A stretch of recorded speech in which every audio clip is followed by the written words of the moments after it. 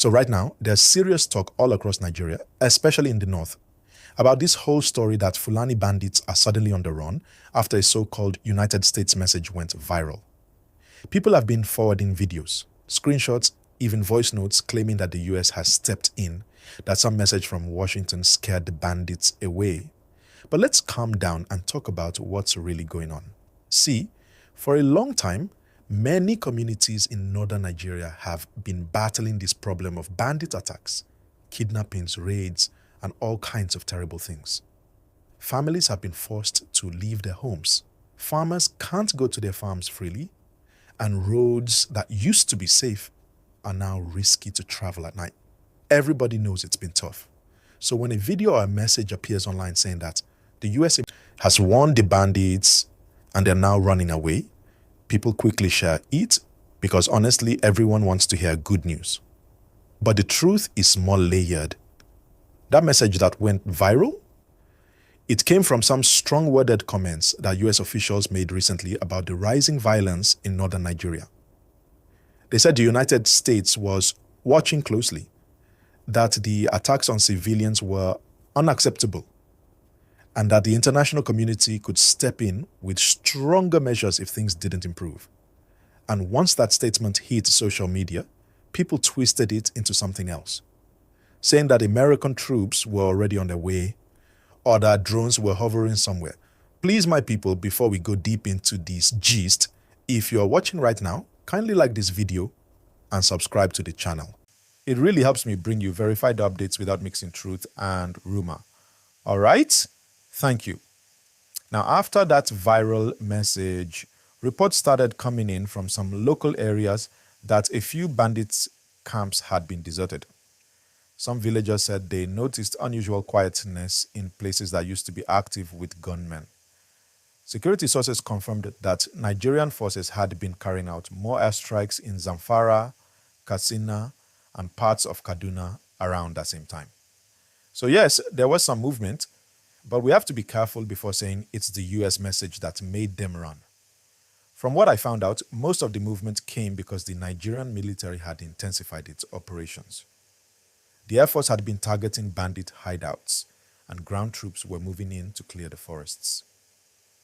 So while it's true that the bandits were feeling the pressure, the credit goes more to local forces than to any foreign threat. Still, the US comments added a psychological push. People started saying, America is watching, and that alone made some criminals panic. Now let's talk about the reaction in government circles. The federal government quickly responded, saying there was no US military operation happening inside Nigeria. The defense headquarters reminded everyone that Nigeria is a sovereign country and that any support from outside would only come through diplomatic channels. Still, they welcomed intelligence sharing and equipment support if it would help the fight against insecurity. At the same time, you had people on social media celebrating, saying, finally, someone is standing up for us. Others were suspicious, asking if this was just another online rumor. It became a whole online war of words. Some praising the US for speaking up, others warning that foreign interference could bring bigger problems. Now, let's be honest. Most of the people sharing these clips and posts didn't read the original US statement. They only saw the parts that said intervention or action, and that was enough for the story to catch fire. You know how it goes. Once a message hits WhatsApp, it spreads like wildfire. Someone edits it, another adds dramatic background music, and before you know it, a rumor becomes breaking news. And please, while you're watching, don't forget again, click that like button and subscribe if you haven't. It helps the channel grow, and it lets YouTube show this video to more Nigerians who need to hear the real story. Now let's get deeper. Many people are asking, why would the US suddenly care about banditry in Nigeria? The truth is, America has always been interested in stability across West Africa. They've given support before, training, intelligence, equipment, especially in the fight against terrorism. But direct intervention, that's rare, and it usually happens only if there's a regional crisis that threatens international peace. So, When this message started spreading, analysts said it was more like a diplomatic warning, not a battle plan. Still, words can be powerful. Imagine you're a bandit leader and suddenly you hear that the world's strongest military is now paying attention to you. That alone can make you nervous. Some groups may have even relocated out of fear that drones could strike them, even though no official operation was announced. So, in a way, the viral message had a psychological effect, but it wasn't because troops were already landing. Meanwhile, in local communities, you could feel the mixed emotions. Some were happy, saying, finally, these people will get what they deserve. Others were worried. What if this foreign thing causes more tension? It became a serious conversation at mosques, markets, even schools. Everybody had an opinion. Now, one thing that's very important, the security challenges in the north didn't start today. The roots go back years. Farmer-herder conflicts, poor policing in rural areas, poverty, and sometimes ethnic tension. So when we hear Fulani Bandits, it's not about an entire tribe, it's about specific armed groups who use the name but act as criminals. There are also victims among Fulani communities too. That's why the Nigerian government keeps saying we should not generalize or use language that divides people.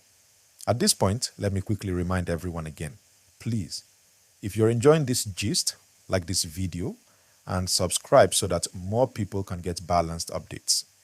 Your support keeps this kind of real conversation going. Now, as the news of the viral US message continued, different northern state governors started making statements. Some said they welcomed any international cooperation that could help them bring peace. Others said they were handling things internally. Security analysts said the US comments might have been a way to put pressure on Nigeria's leaders. You know, like a reminder that the world is watching how the situation is being handled.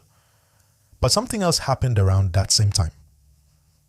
Nigerian security forces launched a fresh wave of raids and airstrikes. Reports from Zamfara and Kaduna said many bandit camps were bombed and dozens of fighters were neutralized. That's when more villagers started saying, they're really running. So yes, bandits were on the run, but because of Nigerian military actions, not foreign jets. Still, the timing was interesting. Just after the US message went viral, so people linked the two events, which made the story sound even more dramatic online. Let's talk about social media for a moment.